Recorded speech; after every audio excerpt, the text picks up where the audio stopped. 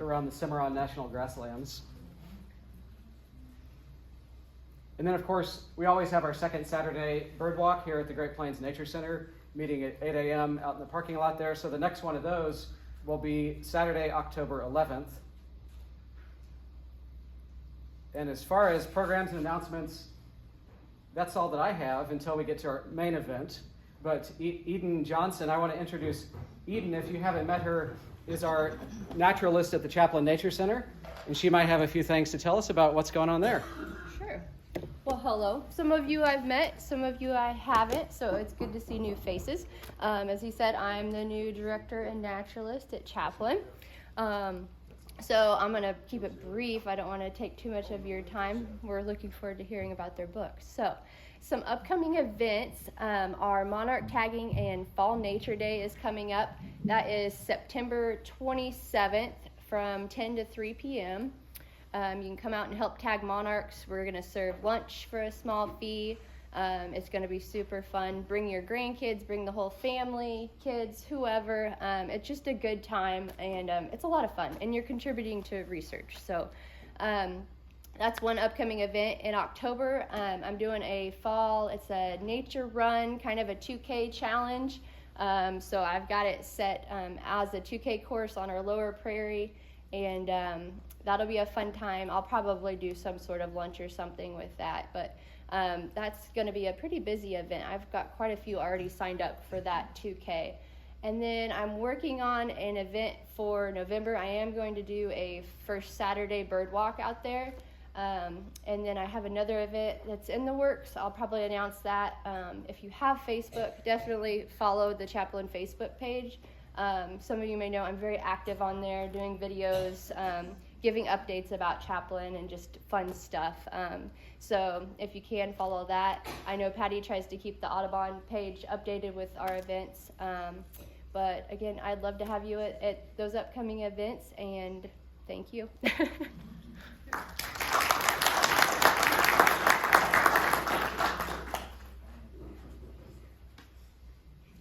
All right. So for the main event tonight, we have Bob Gress and Pete Janzen, two icons of the Kansas birding world and wildlife world, talking to us in part about a changing world for Kansas birds and in part about their new edition of the Guide to Kansas Birds and Birding Hotspots, the second edition, revised and expanded, with lots of extra hotspot info. So, little intro about them. They may need no introduction, but if you're not aware, Bob Gress is former director of the Great Plains Nature Center in Wichita and co-founder of birdsinfocus.com, a website for bird photography. He has photographed wildlife and wild places throughout North America, Central America, South America, Australia, New Zealand, Asia, and Africa. Where has he not been? Antarctica. Over 5,500 of his wildlife photos have been published and are seen in a variety of magazines in more than 80 books. Check out Bob's bird images at birdsinfocus.com. And we have Pete Janzen. Pete Janzen is active in Kansas Ornithological Society and the Wichita Audubon Society, and he's been involved with birding in Sedgwick County in central Kansas for many, many years. He's also the author of The Birds of Sedgwick County in Cheney Reservoir, some of my favorite places to bird around here, as well as numerous articles and papers devoted to birding in Kansas and Oklahoma. Pete has birded every county in Kansas multiple times and has recorded almost 150 species in all of them. Wow. And we're really lucky to have professionals, ornithologists, wildlife enthusiasts like Bob and Pete helping us out with birds in Kansas, making it accessible for everybody. Let's welcome Bob Gress and Pete Janzen. Whoever likes it.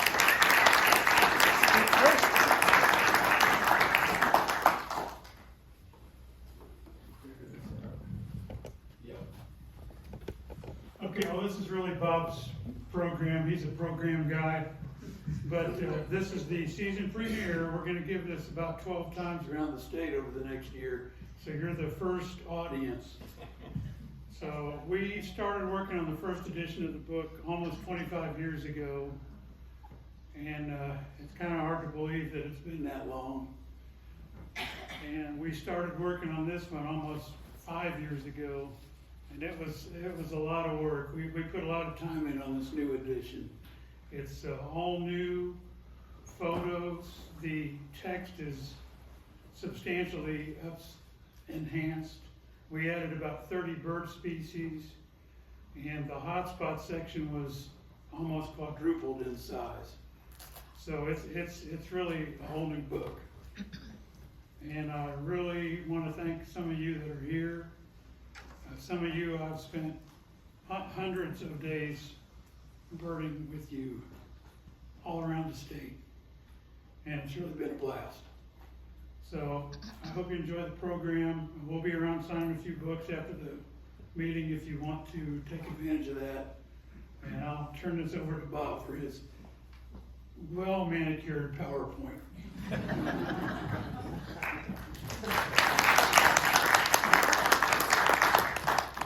Thanks, Pete. And if you don't like it, it's Bob's fault. First of all, I want to applaud Eden and all the work she is doing down at Chaplain Nature Center.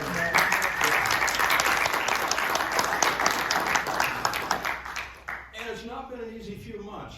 She shows up and trees start blowing down and flooding hits, and we're wondering what have we hired here. But it has turned out great, and we are thrilled to have Eden down at Chaplain Nature Center representing Wichita Audubon Society. So thank you, Eden. When I first started college and went to Emporia State University, when I was a kid growing up before that, I assumed the birds in Kansas and in the U.S. and even around the world were kind of static, unchanging. What you saw was what birds had always been, and the way birds and bird distribution and bird populations would always be. And now with age and experience, I know that the only thing constant is change. Sometimes fast, sometimes slow, even in birds and their habitats. For instance, when I was a kid, the honking of flying Canada geese was the ultimate sound of the wilderness. Some of us old timers remember those days when the Canada goose was something other than the urban pigeons that we have today. So things change. In 1926 and 1927, great egrets nested in Cali County. So that's about 100 years ago, and then they disappeared for 44 years. It was 56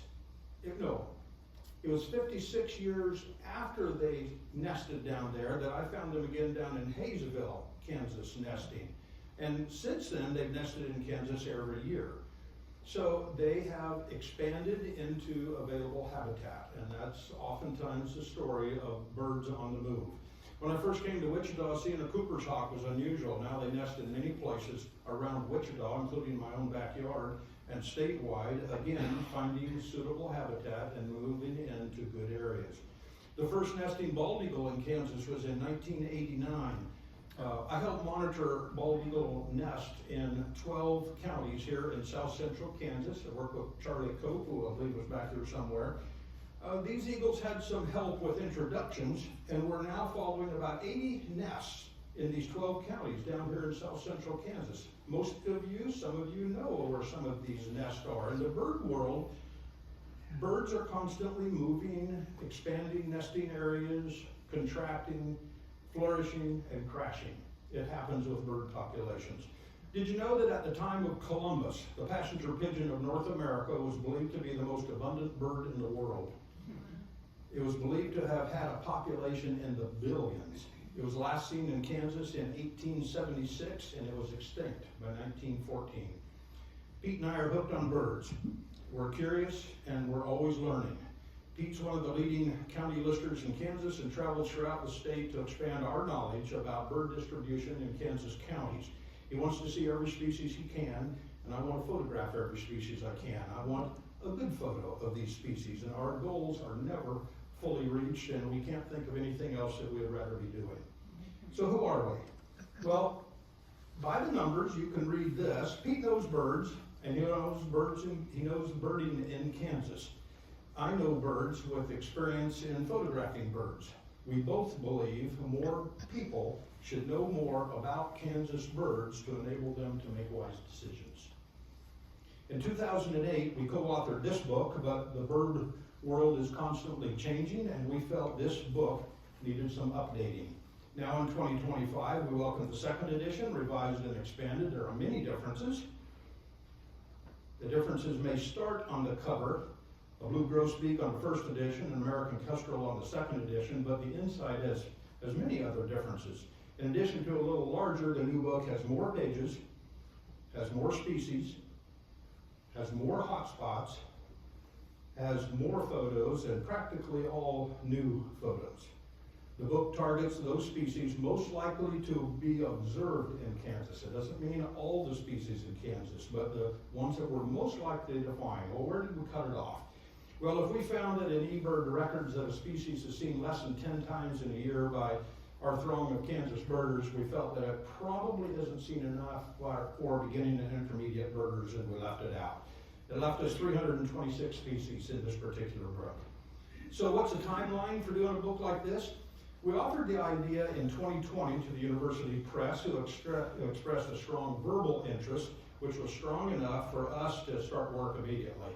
And over the next year, while we worked on the book, it took a year to get through the contract or the book proposal, the proposal review process, the contract to be worked up, and they limited us to 150,000 words and 575 photos, which I remember when we used to get an assignment of a 300-word essay that was due 3 months from now. That used to just totally freak me out.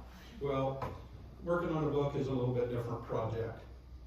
We actually submitted the book in 2023 to the university press, and it was a few months ahead of schedule that we submitted it, and then it was kind of one step at a time until we actually got books in May.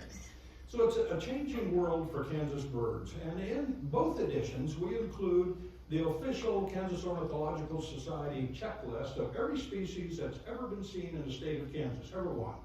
Doesn't mean that all of those are in the book, but there is a list that KOS keeps. And pay attention to the yellow up there. The first edition, we had 467 species on the Kansas list. When we turned our book in 1983, down there, the next yellow on the bottom, the second edition has 483 species that we turned in. And again, our book includes 326.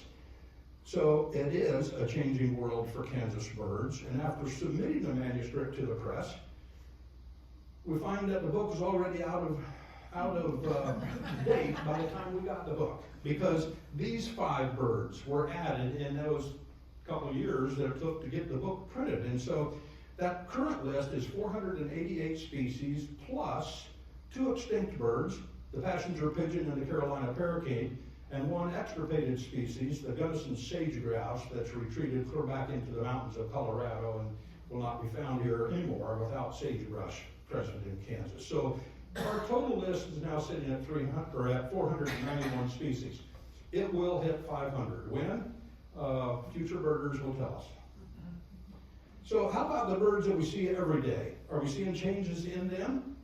Well, yes. A study just came out in 2025 by scientists from U.S. bird conservation groups, and here's what science tells us is going on. They pay attention to the yellow arrow. Our Kansas birds fit into the category of grassland birds. The total number of grassland birds in our prairie state have declined in numbers of individuals by 43% in the last 55 years. 43%.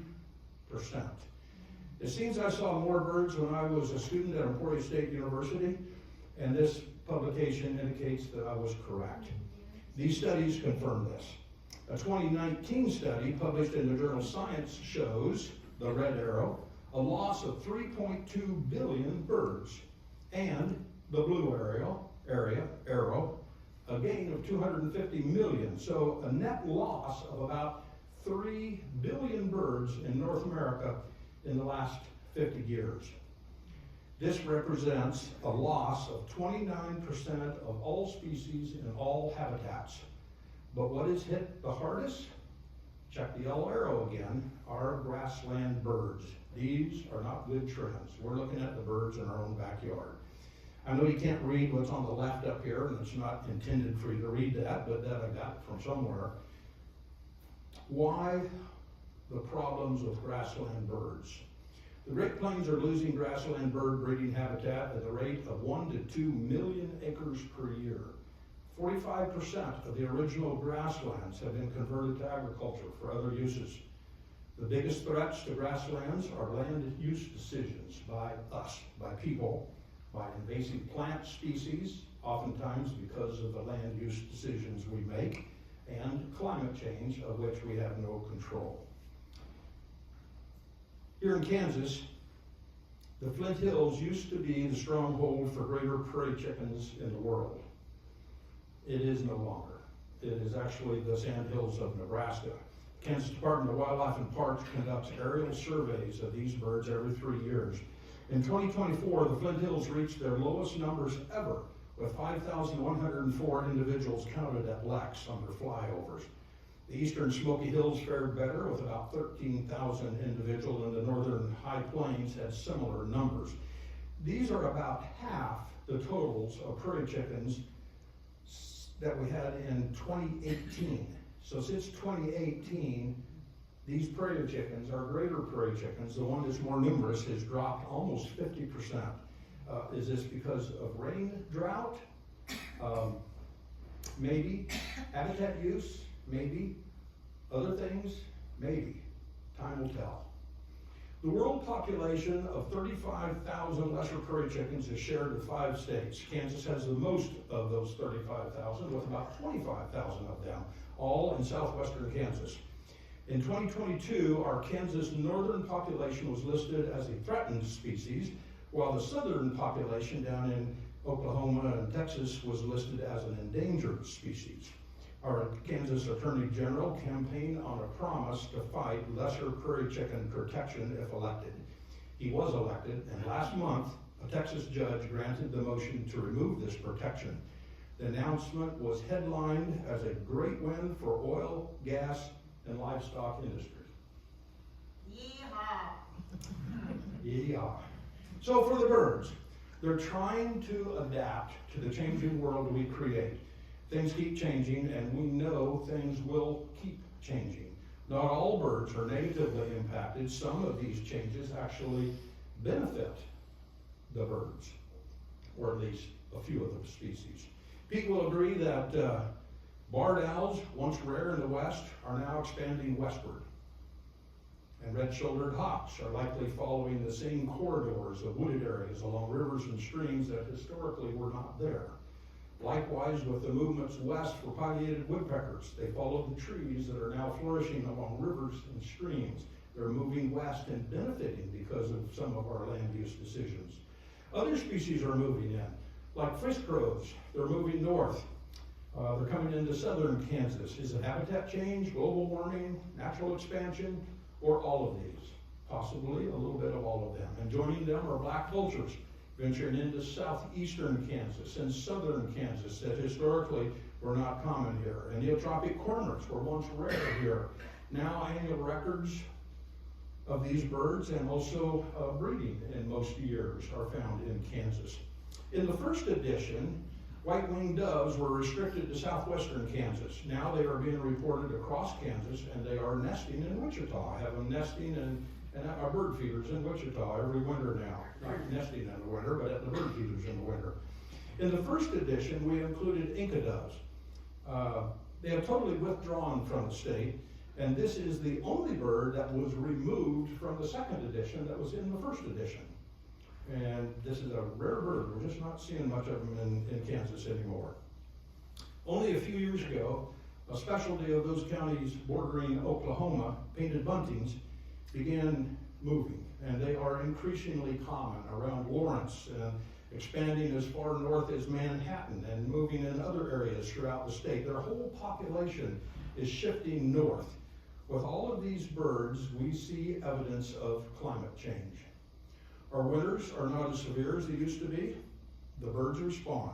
Snow geese migrations used to take them into eastern Kansas only, and now we find them pretty much anywhere around the state of Kansas, and their migrations bring them through, and many of them actually stay.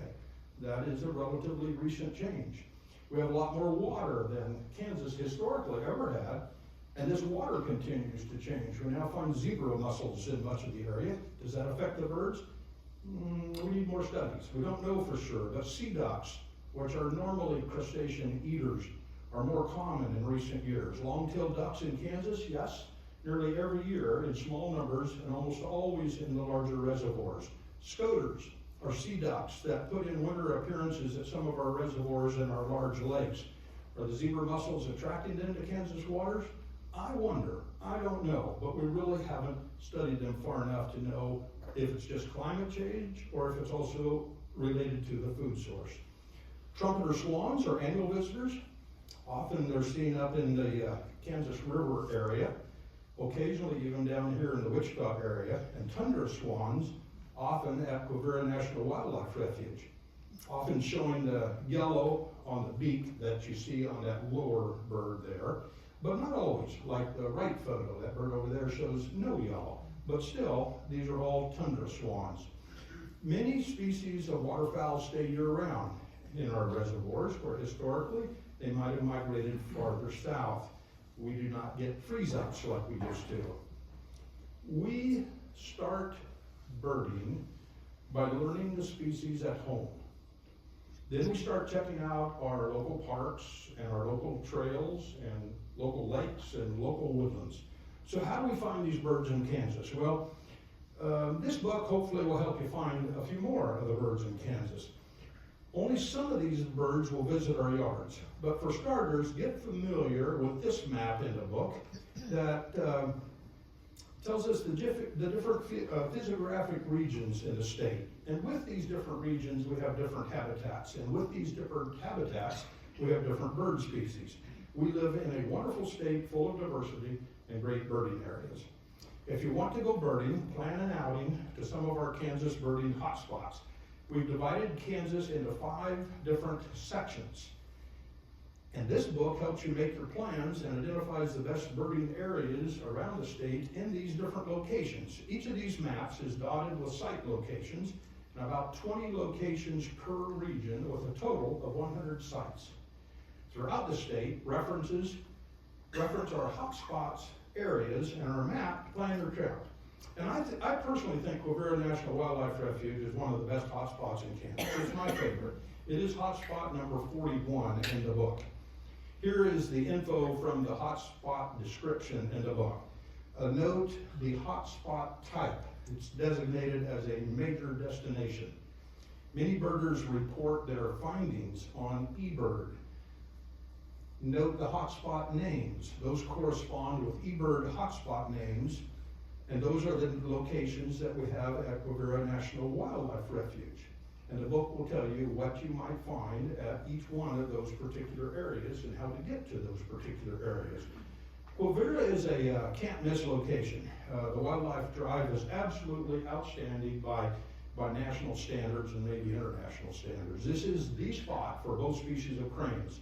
Audubon, Kansas sponsors the annual Crane Festival here in early November of each year. And if you haven't been to the Crane Festival, this would be a great opportunity to explore Quivira National Wildlife Refuge. Quivira is designated as a wetland of international importance. It's recognized worldwide as being important. Wetlands attract shorebirds, and 40 species of shorebirds have been found here, including this group of long-legged and long-billed shorebirds. I won't go over each of their names, they're listed. And this group of short-legged and short-billed shorebirds too. It's not uncommon to go to Quivira during the peak of migration in the spring and break 100 species without a whole lot of difficulty. There is a lot of birds moving through this area. It's one of the best. 34 species of waterfowl have been found here, including these common diving ducks that dive to the bottom to find food, and these dabbling ducks that work the surface for their food. And 16 different species of herons and relatives are obvious on the wetlands. They're the first things we see because they're big and they stand in the open. And charismatic waders like ibis and bitterns are found there. Each hotspot gives info on when to visit, where to go, and what you might find. Let's explore the 4 corners of Kansas, starting in the northwest Kansas, up at St. Francis, with 2 sites, side by side. Keller Lake is hotspot type, worth a stop. In other words, may not find much there, but you might. It's a good spot. At Keller Lake, you may find common yellowthroat, wood ducks, black-crowned night herons. Go exploring along Calpe Creek on a half-day tour And you might find a variety of other birds. And here's some of the birds you might find up in northwest Kansas. Now to northeast Kansas, to Wathena. The Wathena area is bordered on 3 sides by the Missouri River. Here's a couple of views of the Browning Lake birding area. Hotspot type, worth a stop. And the Missouri River at Elwood Wildlife Area. Hotspot type, worth a stop. And the woodlands around the bottomlands can produce a variety of different eastern forest species, and here's a few. Site number 100, clear down in the southeast corner. Physiographic region is known as the Ozark Plateau. Schermerhorn Park is located along Shoal Creek near the town of Galena. When birding the area, be sure to visit the Southeast Kansas Nature Center here. What birds are seen here? In addition to the black vulture and fish crow that we saw a little while ago, this is also an area for these eye-popping birds like indigo bunting and summer tanagers that are found there, along with grosbeaks and warblers and vireos and hummingbirds. And completing our tour of the 4 corners, Cimarron National Grassland in southwest corner of Kansas is a jewel. Notice the hotspot type. Like Quivira earlier, it is a major destination. From Point of Rocks, we look at the path below.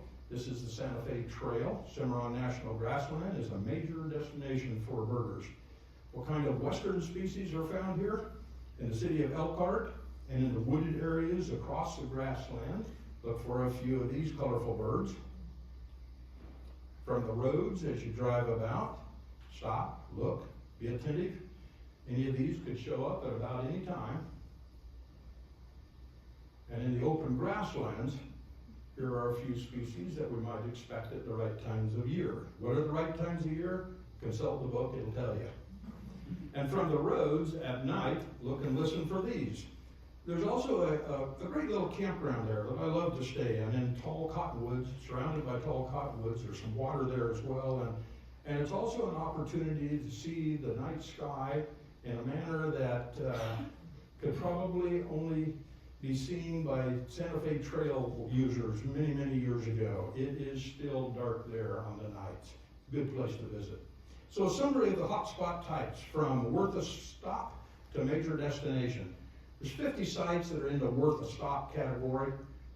There's a couple of half-day areas, 15 different full-day areas, and 4 major destinations that we've identified around the state. And the thing to notice also is there in the bottom that all the hotspots are on public lands or public roads that can be accessed without trespassing. We're not sending you to any place that you're going to get in trouble with. So we've looked at 2 of the major destinations. In number 16, Cimarron National Grassland, and number 41, Quivira National Wildlife Refuge. Let's take a look at the remaining 2 major destinations. And most of you are out there thinking, oh, I know which one of those are. Maybe you know what both of them are. One of them, we're going to go to eastern Kansas to the Marsh of the Swans, Meridazine. Hotspot type, major destination. This little stretch of Woodland Road is one of my favorites. It's a great place for warblers in the springtime. And here's a few. Here's one warbler and a thrush and a woodcock and a vireo that we might also find along this area. And Meridazine also has some wetland areas, and so we can see wetland species, some of which we might also turn up at Quivira or Cheyenne Bottoms or some other spot in the state. It's a great birding location. The last major destination is here at Cheyenne Bottoms. This site to out-of-state birders is perhaps the best known birding location in Kansas. It gets a lot of attention from birders across the nation. If they've only heard of one birding spot in Kansas, chances are it's going to be the Cheyenne Bottoms area. This is the largest remaining wetland in Kansas, and it covers about 41,000 acres. About 20,000 acres is managed by the Kansas Department of Wildlife and Parks, and 7,300 acres is managed by the Nature Conservancy in Kansas. This is also designated as a wetland of international importance. This area is known for its freshwater marshes and its wetland birds. These 100 sites are certainly worth exploring, and if you've got time to explore and want to discover more about Kansas, this is a good place to start. So we've seen some of these. What are some of the other sites? We're not going to go into as much detail, but from a general standpoint, historic Lake Scott State Park is near Scott City in western Kansas. Little Jerusalem Badlands State Park is just up the road from the previous Lake Scott. Lovewell Reservoir is near Mankato, halfway across Kansas on the northern border. Cedar Bluff Reservoir is just west of Hays. Wilson Reservoir is near Wilson, Kansas, between Hays and Salina. Canopolis Reservoir is west of Lindsborg. Woodson State Fishing Lake is south of Emporia near Yates Center. And some of you will recognize this, Chaplin Nature Center. It's owned by the Wichita Audubon Society and it is in Ark City. It's a great spot to go birding. The Neosho Wildlife Area is north of Parsons. Kansas has plenty of places to explore. We've talked about this being a changing world for birds, but this is also a changing world for people. And it appears many people find modern life more stressful than 50 years ago when we had more birds around. Is it related? I don't know. Although significant advancements have occurred in healthcare and wealth, the demands of modern society, especially with the constant connectivity of technology, are increasing stress levels in humans all across the state and all across the country and all across the world. Managing stress through counseling, exercise, nutrition, and socializing are typical ways to cope with stress. Studies have shown that birding is also good for mental health. Birding fights depression. Stress and anxiety are significantly reduced by engaging with birds. So stay healthy and go birding. And birding is also big business in the American economy. Birding trips with food and lodging, jobs related to birding, birding equipment, tax revenue generated by birding activity, and total economic output generated by birders are in the billions of dollars. Most communities want traveling birders to use their businesses. Walk in with binoculars, let them know that you're birding the area and you love their country. In today's world, there are lots of ways to learn about birds. When we did our first book, I didn't even know what a birding app was. Now we got tons of birding apps, and many of us have birding apps on our phones. There's a list of several of our favorites there on the left.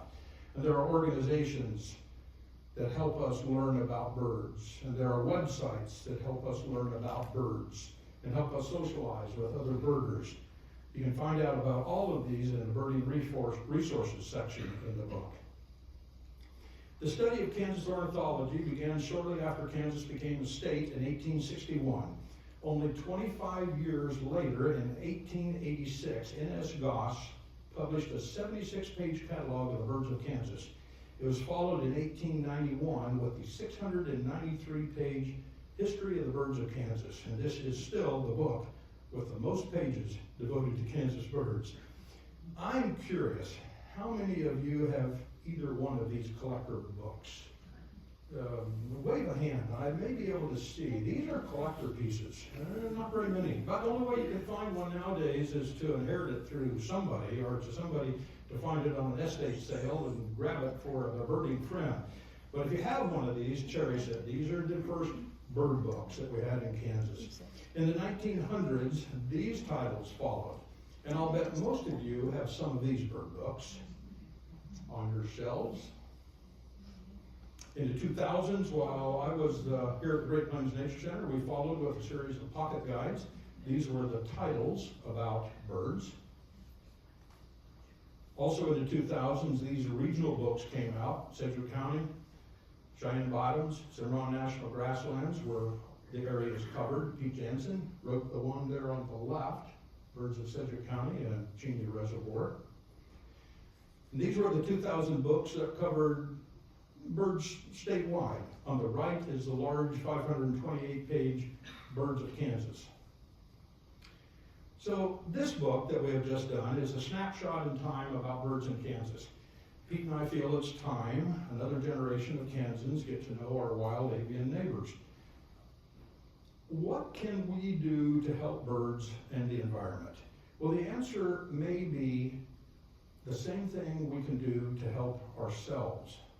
We can learn, we we can engage, and we can make wise environmental decisions about what sort of a landscape we want to leave to future generations, benefiting both humans and birds. These are important things that we can do something about. Pete and I would like to thank the Kansas Ornithological Society and Audubon, Kansas for their support. Both provided financial support money to the University Press of Kansas for the publication of this book. We would also like to thank you for your interest in birds. And with that, I'm going to have the lights turned back on, and Pete and I will be happy to answer any questions that you might have.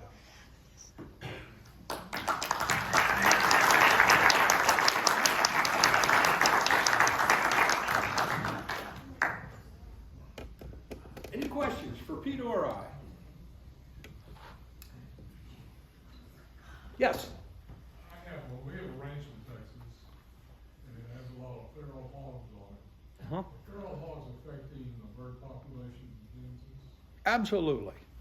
Yeah, they're pretty hard on habitat. They dig up things like crazy. They will devour every bird that they can catch and every baby bird and mess up the habitat to the point where birds even have trouble nesting in certain areas. So feral hogs have kind of been a problem for quite a while and are recognized for the problem that they can create.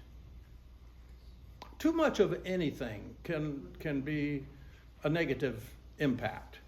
And so one hog, maybe you don't see much changes. If you've got a group of 20 of them running around, you may see the impact that they're causing.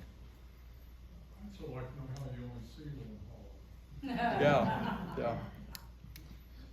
Any other questions? God, this is an easy group. Do you have any books available for purchase today? Yes, we do. Awesome. Yes, we do. Pete and I'd be glad to stick around, sign any books for anybody that didn't get it signed ahead of time. We'll be glad to do that. And in other meetings throughout the year, we may have some, or especially if you want one later, just call Peter or I, and we'll make sure that one of us has a book at the next meeting so that we can have it available. But we do have them this evening. You know. Someone asked me a while back about what I was happiest with about the book. And I said, it's done. Pete was pounding the words out weekend after weekend. I mean, he'd rather be birding, and I'd rather be photographing, and here we are messing around with the book. But I learned some time ago, even I knew that on the first book, I'm not sure I really enjoy working on a book, but I really enjoy having done a book. Having it out is more fun than working on it, at least from my perspective. Yeah, and I would just add, the odds of another book like this getting produced any time in the next 20 to 30 years are pretty slim. I mean, books are less popular than they used to be. Everybody's on their phone apps all the time. I mean, this might be the last big book on Kansas birds for quite a while. Yeah. Yes.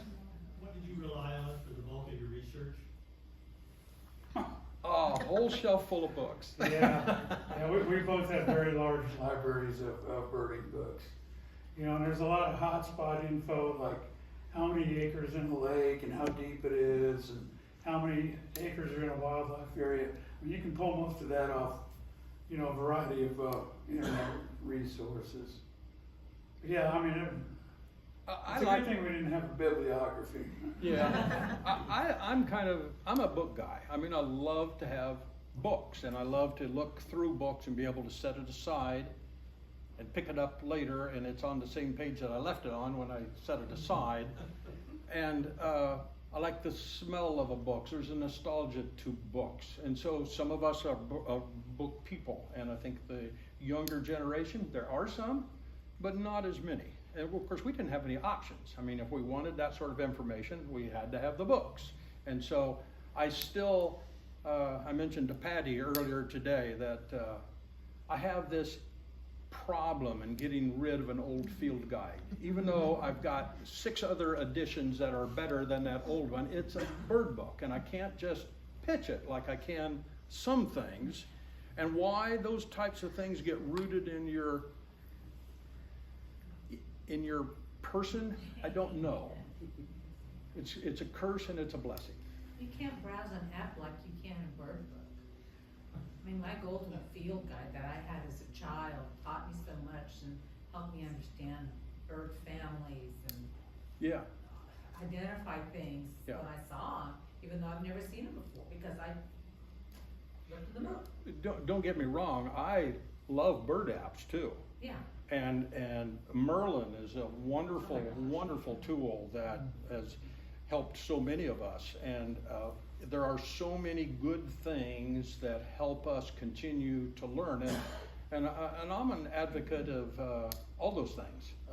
Good bird books, I'm still a sucker for. And good bird apps, we're suckers for. And there's also, and who knows what we're going to be helping us learn birds in the future. But if it helps us learn birds to where we appreciate birds more, to where we make wise decisions on the uses of our natural resources, that's our ultimate goal. Yes?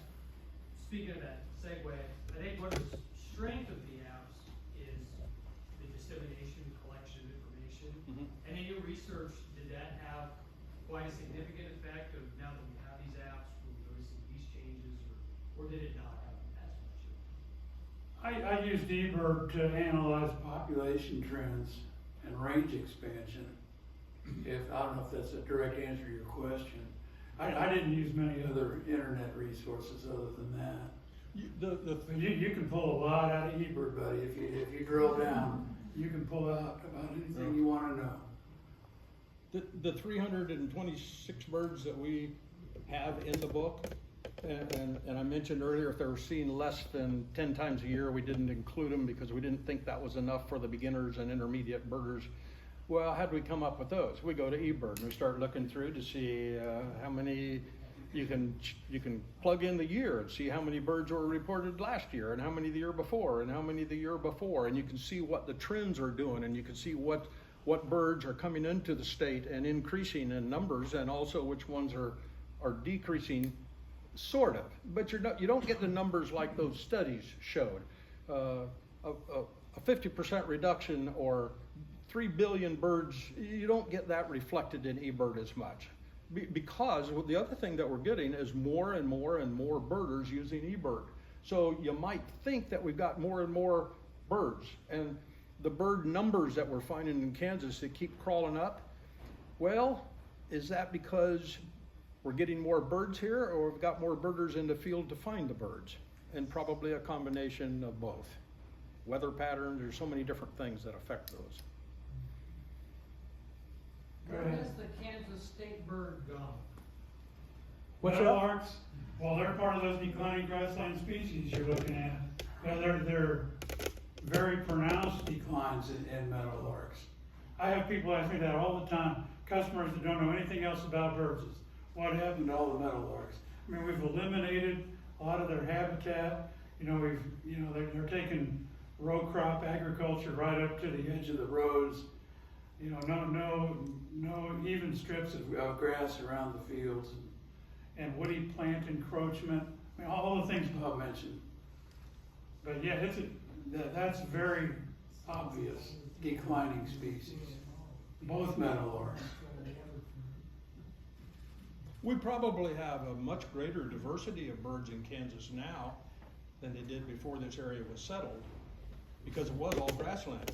And now we've got grasslands and croplands and woodlands and transition areas in between, and the numbers of species is probably greater now. But what we are seeing with that increased number of species is we're seeing a reduction in those original grassland birds who have nowhere else to go. I mean, those birds aren't finding more grassland somewhere else.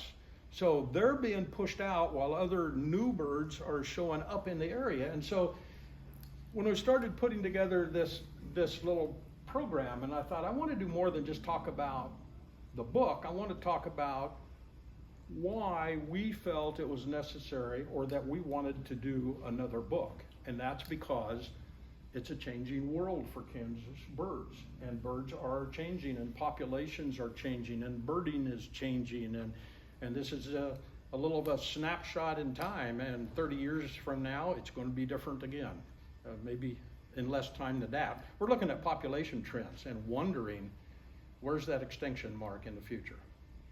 And if we don't do something, it's coming. And we keep thinking, well, somebody else will protect them. Well, there is nobody else to protect them. So little things like removing them from the endangered species list and declaring victory for gas and oil and livestock tells us the direction we're headed. Unless we care and act and do something about it. Gotta get there, Bob. Go ahead. Yeah, you may have just answered my question about direction, but I do remember about maybe 3 years ago when climate change was first being discussed, and Del Rio, Texas was identified as Wichita's sister city in terms of climate change. And I looked at the picture of Del Rio, Texas on Google Maps, and it's like, oh my goodness, we're gonna be an arid desert.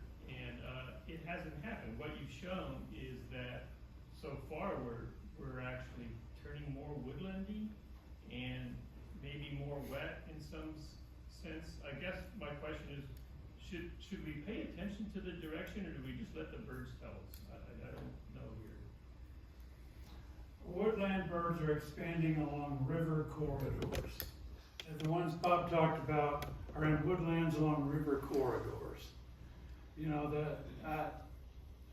I don't think you let the birds just let stuff happen. There has to be some active conservation, because so many species are on the decline. And we've had a great wet year in Kansas, but 2 or 3 years ago, Cheyenne Bottoms was bone dry. And that's a huge loss for wetland birds. And so were so many of our other wetlands. Quivira almost went dry. Talmo Wetlands was bone dry. Jamestown was virtually dry. These are all major wetlands, and sure, we had a great wet year, hurrah, but it's not the trend. The trend is drought years and more often. Don't forget, Cheney Lake was almost dry 3 months ago. So do we, I don't mean we as bird people, do we as people care what happens to the birds? And some people say, no, I don't see how it affects me. Life on Earth doesn't affect just one organism. Things that make it unsuitable for certain species to live have a tendency to affect everything else that lives around there. Any biology student that ever took a biology class, that ever did anything with fruit flies and put fruit flies in a bottle and watched what an uncontrolled population of a species does to a controlled environment that doesn't grow, knows what an ultimate disaster system could develop. When we look at birds, we're looking at canaries in the mine. We're looking at things that are happening to the habitat that we live in. Should we care if birds can no longer live on the prairies of Kansas? And why they can't live on the prairies of Kansas? Are there any other species that we would like to have continuing to live on the prairies of Kansas like humans? I think we need to be aware and not brush off ecological change as just things that will take care of themselves, and say, is this something that humanity needs to be aware of because we are humans and we want a future on Earth? And we're looking at just one little symptom. But if you study biology, you know that life is interrelated. That's what we need to be aware of, and that's what we need to continue to be aware of. And that's why just learning about birds is a starting place. And it doesn't matter whether you're into birds or into fish or into insects or into mammals. If you are into the diversity of life, then you're on the right track to caring about things that make a difference. Ooh, I didn't mean to get into that. You're kind of preaching tonight. Yeah, I forgot my soapbox. Okay. Well, it's not just birds.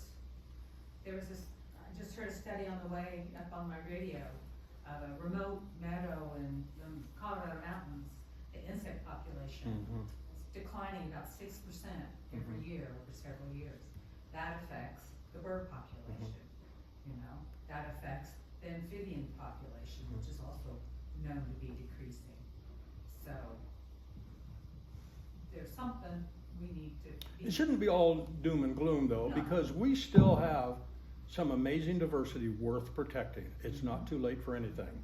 And that's why we just need to continue to educate, and we need to continue to be enthusiastic about those things that we appreciate and like. Any other bird questions? Yes. I grew up in northwestern corner of Morris County, all pasture land out there at 2 farms. And all I can remember is hearing the meadowlarks every day, and the quail and everything. That was a long time ago. But my brother and I went out to the farm, and it's in other hands, but anyhow, went out there. And what we noticed was there were no meadowlarks around, or very, very few.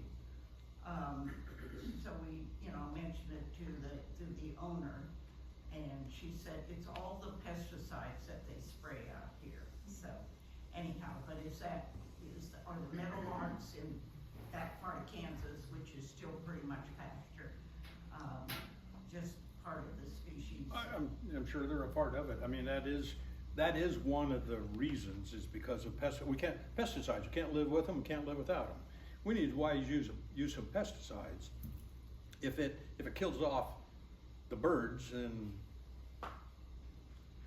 are we sure we want to put that much pesticides on the ground? What's that doing to us long-term wise? And the answer to that is we don't know. Well, maybe we should be a little more careful and pay attention to it. But the birds are telling us something if we're paying attention to what they're telling us. So I think it's probably pesticides. It's probably has something to do with their land use and whether or not, even meadowlarks need a place to nest. And if you burn everything down every spring, there's no nesting area. The grassy areas along fence sides and roadsides are important to a lot of things. And so if you drive through the countryside and you can see that things look different to you now than they did when you were a kid, that's probably what's affecting them. But yeah. Do you have any idea if the roadside mowing, if the timing of that has an effect? I know it can have an effect like on monarchs if they cut down the milkweed too soon. Does that also impact our birds? I think it does to some extent. I mean, if they're ground nesting grassland birds, obviously, and they do it during the breeding season, that's a no-brainer. If they're rodent-eating raptors, they can also make a difference. Mm-hmm. Would that be a simple action that we could support? Well, there was a statewide program along those lines, but I think it's kind of on life support. No. It varies by county to county, because Mhm. each county makes their own decisions. It was a big Audubon of Kansas project for many years to get them to reduce roadside mowing. Yeah, even if you take 135 from Wichita to Newton, when you cross the Harvey County line, because they don't mow near as much north of the county line. You can see where that is illustrated. In the back. Yeah, so you probably noticed there's a big influx of fledgling birders, pun intended, that are, thank you, like 20s and 30-year-olds that are really getting into it. But I also noticed that there's a disconnect between those who are getting their information from virtual stuff and online to then connecting with people who have wisdom in years or decades of actually birding and hearing. So I was just curious if you had any reflections or thoughts on how to bridge that gap and help make some really cool connections for younger people wanting to do this. Do you? We're open for. There is a disconnect, and that's the a. birding walks that Yeah, the birding. group is doing Yeah. are a great benefit to connecting people. I don't know. It's obviously it's generational. But, you know, I think the older birders, our generation, have pretty well adapted to electronic stuff in some cases. But, you know, the young, and a lot of the younger birders that I'm exposed to are very enthusiastic and really take advantage of a lot of the old, you know, written, printed resources. You know, that I think there's a tendency of, you know, Gen Z or whatever to just not participate in social organizations like this organization. You know, they just don't go to things. They don't participate in things as a group.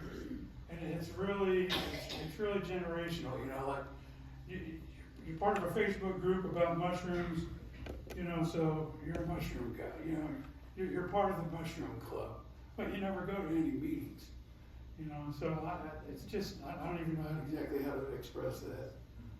But, you know, in general, I think younger generations don't participate in person with other human beings in organized groups as much as they used to. That's my perception. You know, and every generation tries to figure out how to make it better. And we're all for you.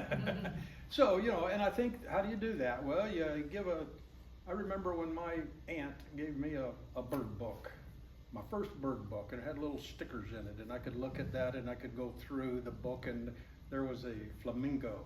Wow, I suppose I ever see a flamingo, and I took the sticker out of the back and put it in the front, and an Indian cock of the rock, and a fairy tern, and it touched something.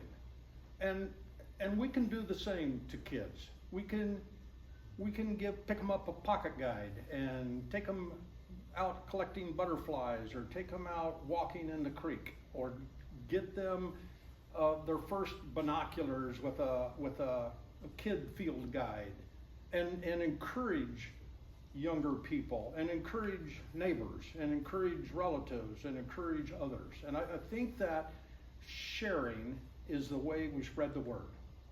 And if they see that it means something to us, and that we're infatuated with these living things, then other people think, oh, that's pretty cool, that is interesting.